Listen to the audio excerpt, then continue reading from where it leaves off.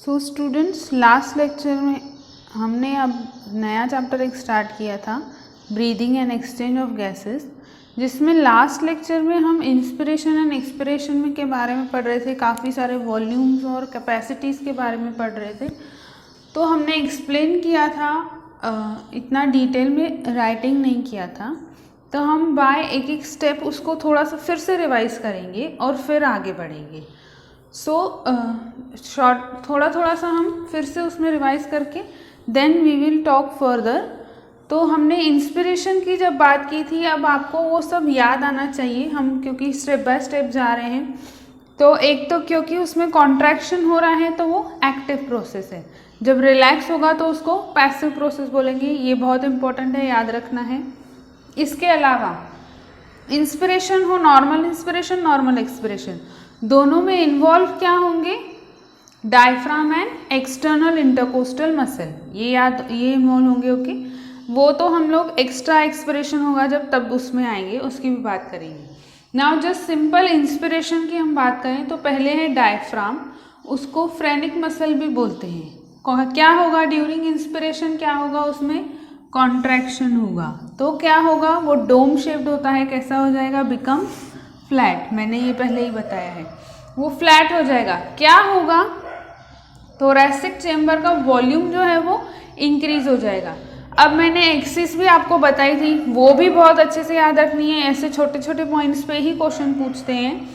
तो मैंने बताया था कि डायफ्राम का एक्सिस एंटेरियर पोस्टीरियर एक्सिस होता है और एक्सटर्नल इंटरकोस्टल मसल का एक्सिस कैसे होता है? डॉर्सोवेंट्रल होता है। वेरी वेरी वेरी इंपॉर्टेंट है। सो वॉल्यूम थोरैसिक चेम्बर का इंक्रीज होगा। इससे क्या होगा? पल्मोनरी कैविटी, क्योंकि उसमें खुद मसल्स नहीं है लंग्स में, तो वो इसमें वॉल्यूम इंक्रीज होगा, तो उसमें भी कुछ तो प्रोसेस होगा, तो उसका भी वॉल्यूम इंक्रीज होगा। वॉल्यूम इंक्रीज हुआ तो क्या होगा? Decrease in pressure of pulmonary cavity. Increase in volume of thoracic chamber leads to increase in volume of pulmonary cavity causes decrease in pressure of pulmonary cavity. किस हद तक कम करेगा? -2 to -6 mmHg तक। Okay, clear? तो इससे क्या होगा? Pressure और वॉल्यूम जो है दोनों इन्वर्सली प्रोपोर्शनल हो जाएंगे। वॉल्यूम बढ़ेगा, प्रेशर घटेगा। इससे क्या होगा? Air enters from atmosphere to lungs at it moves from higher pressure to lower pressure. क्योंकि प्रेशर बाहर अब अंदर कम है, बाहर ज़्यादा है, तो हायर से लोअर प्रेशर में एयर जो है वो अंदर आ जाएगी। Similarly in external intercostal muscle, इसमें 11 पेयर्स होती हैं।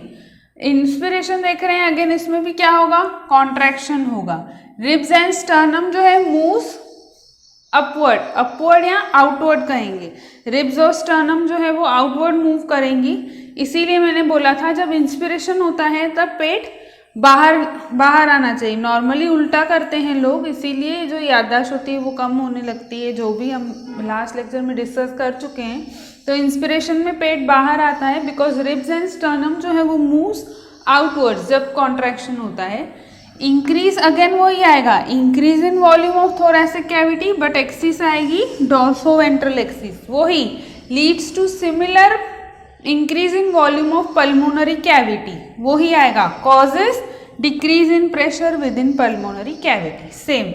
अब इससे डिक्रीज इन प्रेशर होगा पल्मोनरी कैविटी में, तो क्या होगा? Which is less than atmospheric pressure, again causes atmospheric enter into lungs. तो ये हो गया इनहेलेशन। इन दोनों को मिला के क्या परफॉर्म हो गया? एक पूरा इनहेलेशन परफॉर्म हो गया। ये हमने लिखा है route of air during inspiration. पूरे इंस्पिरेशन के टाइम पे एयर कहाँ से पास होके एल्वियोलाई तक आती है, तो वो पूरा रूट लिखा है।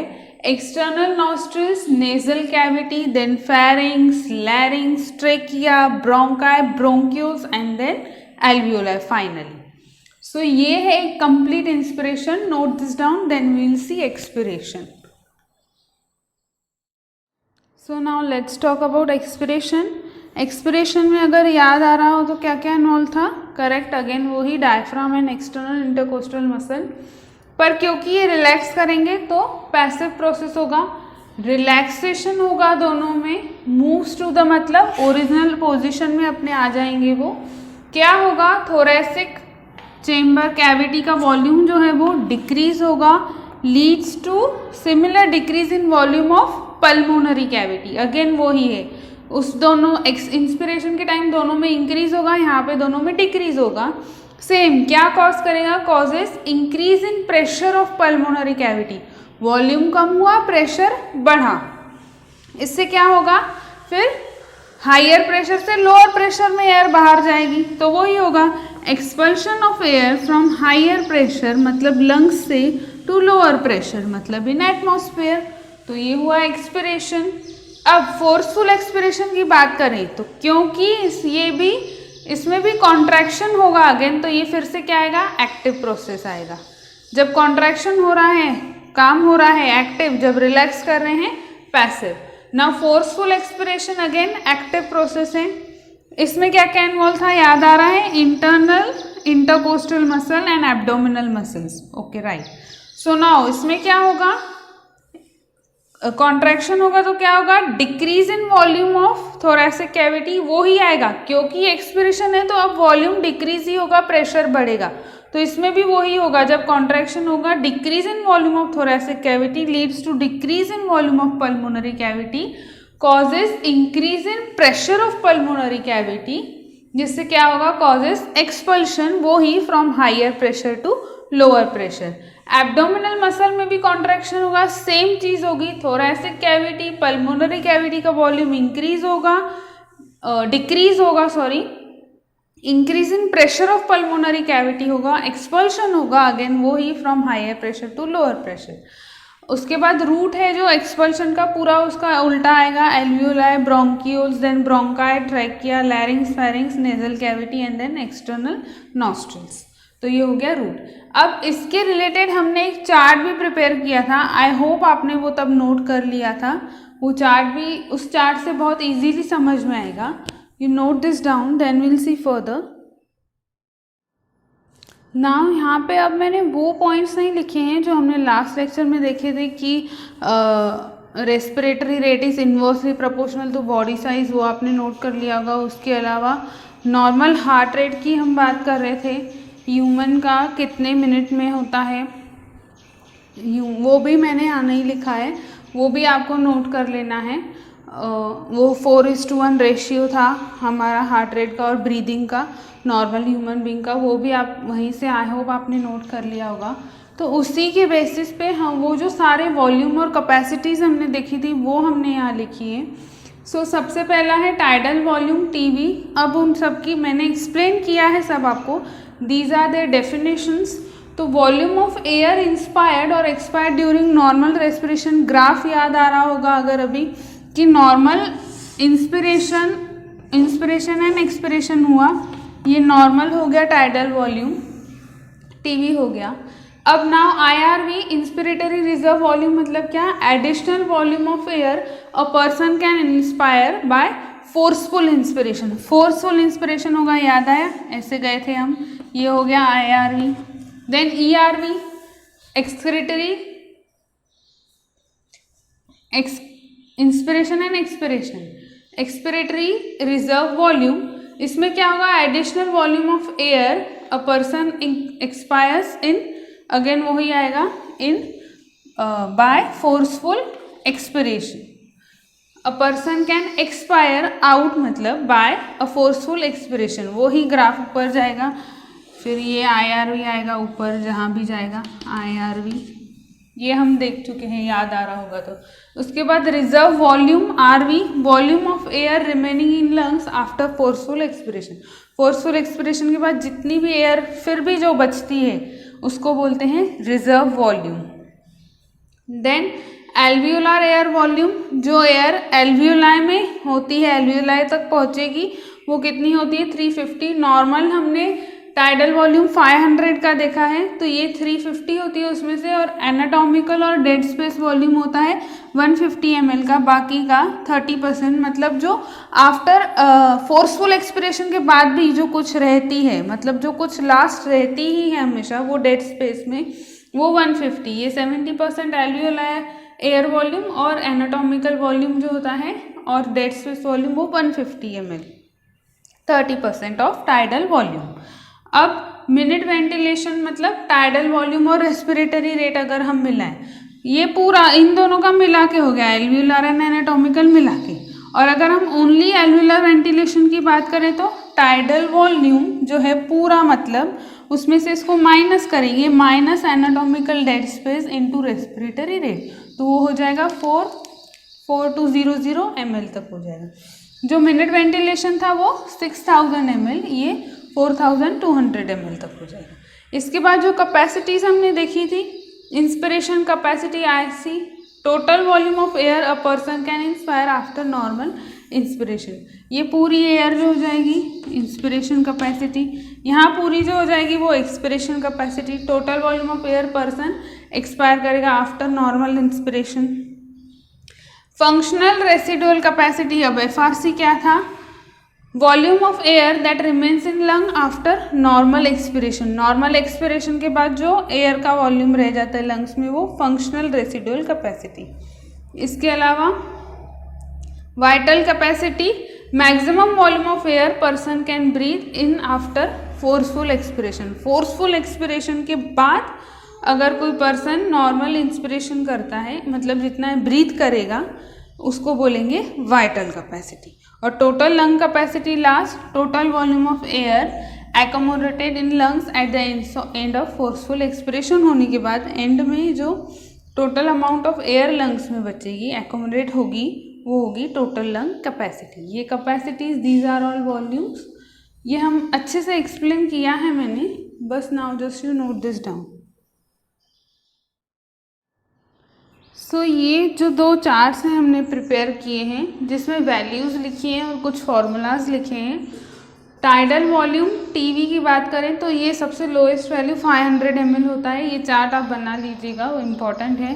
IRV इंस्पिरेटरी रिजर्व वॉल्यूम 2500 से 3000 ml तक होता है, एक्सपिरेटरी रिजर्व वॉल्यूम 1000 से 1100 ml तक होता है, और लास्ट रेसिडुअल वॉल्यूम जो होता है वो 1100 to 1200 ml तक होता है।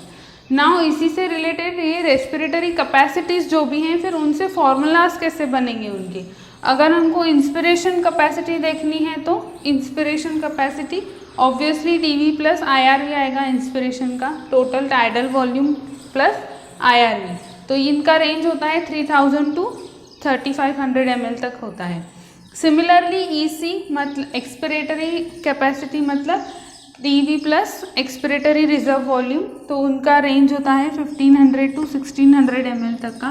देन फंक्शनल रेसिडुअल कैपेसिटी जो है उसमें क्या आएगा, आप ERV हमने देखा था कि इसमें इंस्पिरेशन रिलेटेड है, लास्ट में अभी डेफिनेशन देखी, तो ERV plus RV residual volume वो हो जाएगा रेसिडुअल वॉल्यूम, तो वो आता है टोटल 2500 ml तक। अब वाइटल कैपेसिटी की बात करें, VC की हम बात करें, VC की तो कैसे करेंगे, ERV मतलब पूरी वाइटल कैपेसिटी टोटल है ना, तो पूरा पहले तो ये आएगा टोटल टीवी आएगा, उसके बाद ERV भी आएगा एंड देन IRV भी आएगा, ये तीनों आएंगे वाइटल कैपेसिटी में। तो टीवी, ERV और IRV। और दूसरे तरीके से हम इसको कैसे लिख सकते हैं, अब टीवी और IRV तो इसमें है, तो ये है IC, तो IC प्लस बचा ERV, IC प्लस ERV, ऐसे भी हम इसको लिख सकते हैं, या आप ऐसे भी कर सकते हैं टीवी प्लस ERV है, EC प्लस IRV, ऐसे भी कर सकते हैं। तो ये हो जाएगा वाइटल कैपेसिटी 3500 to 4500 तक ml तक इनकी रेंज होती है। And last total lung capacity TLC, तो अगेन उसको पूरी उसमें रेसिडुअल वॉल्यूम आएगी RV plus ERV plus TV, RV plus ERV plus TV, तो ERV प्लस TV यहाँ है, EC प्लस क्या बचा हमारा, ओनली RV बचा, यहाँ हम बोलेंगे ये ERV प्लस RV यहाँ आ गया, ERV प्लस RV यहाँ नहीं, ERV प्लस RV मतलब FRC है, तो FRC प्लस हमारा बचा IC, क्या है IC, TV प्लस IRV, तो ये TV प्लस IRV आ गया। तो RV plus ERV plus TV ऐसे टोटल बनेगा, टोटल लंग कैपेसिटी, इसको ये होगा नियर अबाउट 5800 ml तक का। तो ये दोनों चैप्टर्स दोनों चार्ट्स नोट कर लेना, बहुत इंपॉर्टेंट है। Then now we will see further, अभी हम आगे बात करेंगे।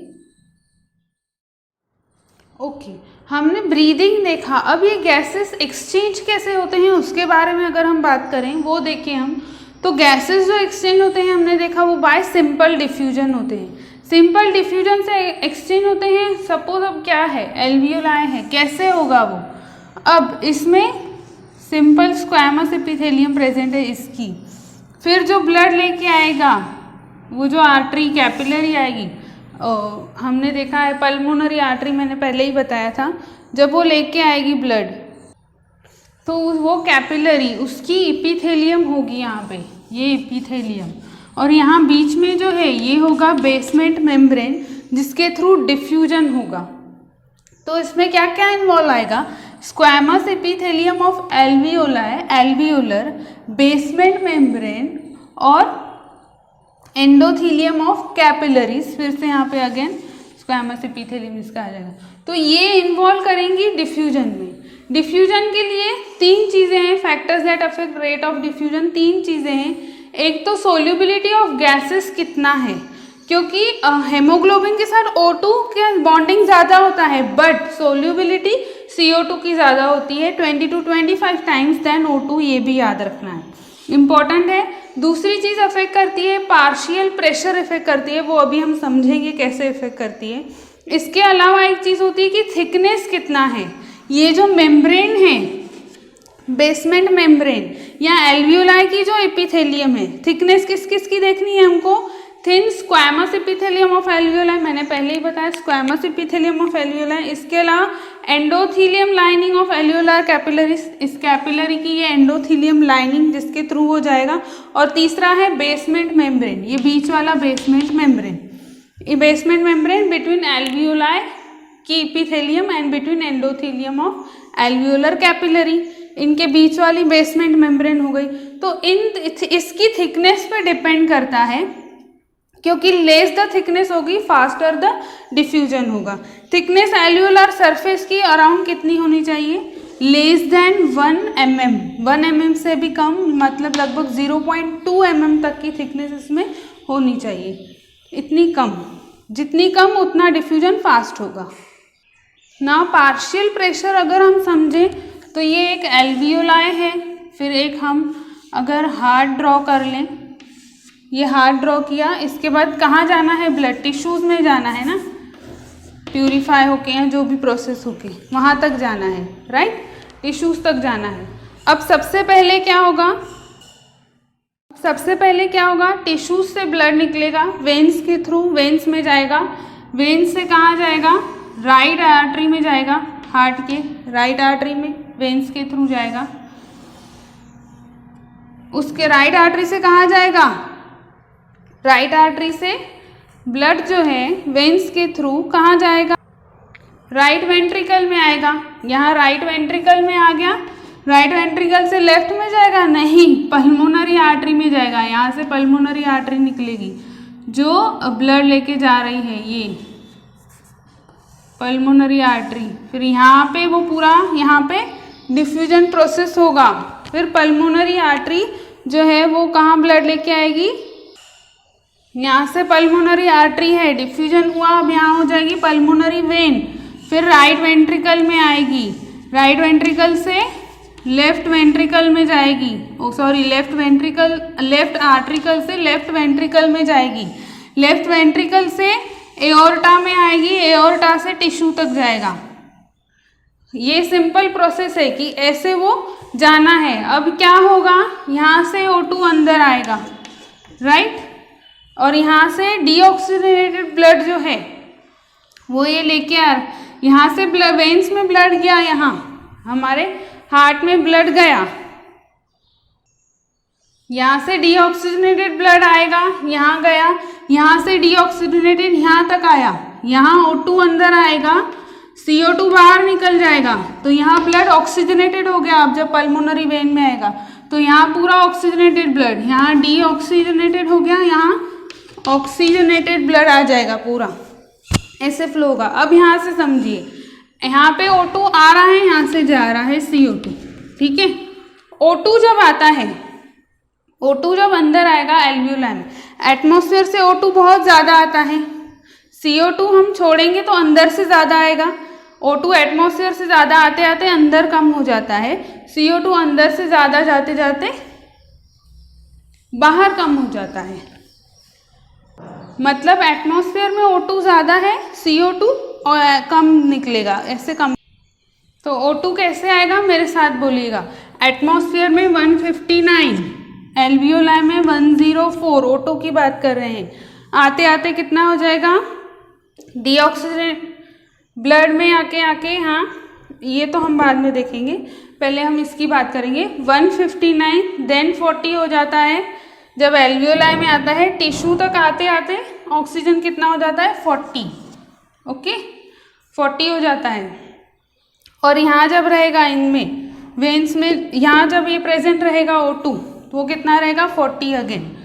तो ये ऐसे आता है 159, 104, कम होता जाएगा 40 एंड देन 40। सेम CO2 जब जाएगा तो पहले वो सबसे कम होगा अंदर, बाहर सबसे कम होगा ना, वो 159 है, ये सबसे कम होगा 0.3 होगा, 0.3, फिर एल्वियोलाई में आते आते बढ़ता जाएगा। ये कितना होगा एल्वियोलाई में, 40, 0.3, 40, यहाँ पे 95 एंड देन टिश्यू में आके यहाँ पे 95 एंड टिश्यू में आके 45। 95 तो वो है O2 है यहाँ पे, ये 95 है, तो ये ऐसे होगा 159, 104, 95 एंड 40, ठीक है। ये ऐसे आएगा, ये मोर देन 45 होता है यहाँ पे, फिर यहाँ पे आके 45, यहाँ पे 40 एंड देन 0.3, ऐसे आएगा ये कम। अब यहाँ पे जब डीऑक्सीजनेटेड ब्लड, डीऑक्सीजनेटेड है, हम यहाँ पे CO2 देख रहे हैं, बट इसमें कुछ ना कुछ ऑक्सीजन तो प्रेजेंट होगा, तो वो होता है पल्मोनरी ऑक्सीजन, जिसको बोलेंगे वो P40। यहाँ पे ऑक्सीजनेटेड ब्लड है, पर कुछ ना कुछ CO2 तो होगा, वो भी 40 होता है, दोनों 40-40 होते हैं, वो याद रखना है ऐसे। तो ये है एक्सचेंज ऑफ गैसेस, जब पार्शियल प्रेशर ग्रेडियंट, इस चार्ट में वो ही दिया है, NCERT में ये चार्ट दिया है 159, 104, 95, 40, मोर देन 45 या 45 माने 45, 40, 0.3, ये है partial pressure gradient. You note this down, next lecture में हम आगे कंटिन्यू करेंगे।